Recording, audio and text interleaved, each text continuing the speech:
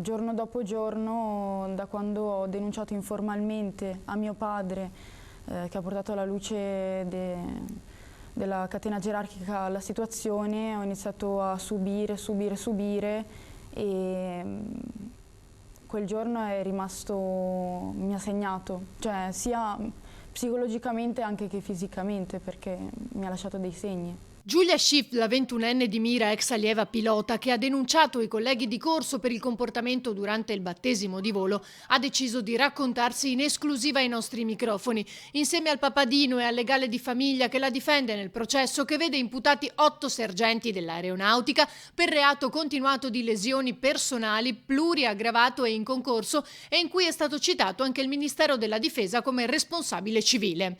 Una battaglia, quella di Giulia, che sta affrontando da sola, per se stessa, ma anche per chi non ha avuto il coraggio di parlare.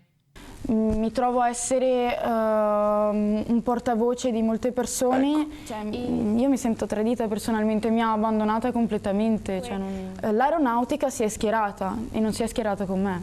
Una pratica, quella del battesimo di volo, che esiste da tempo, racconta il padre, anch'egli pilota, ma che non era così. Negli ultimi tempi sembra, forse qualcuno dice intorno al 2000, con l'ingresso delle donne, qualcuno dice tempi molto più recenti, questa tradizione molto simpatica, che non lasciava nessun segno se non un ricordo stupendo, si è trasformata in quello che abbiamo visto, frustate, botte e danni anche personali.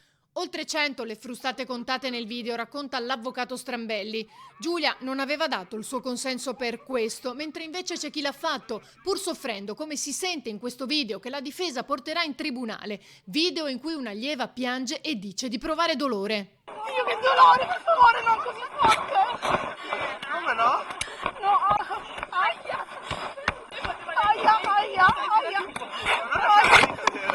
Giulia ha chiesto a questa compagna perché avesse acconsentito e lei ha risposto perché volevo essere come un uomo.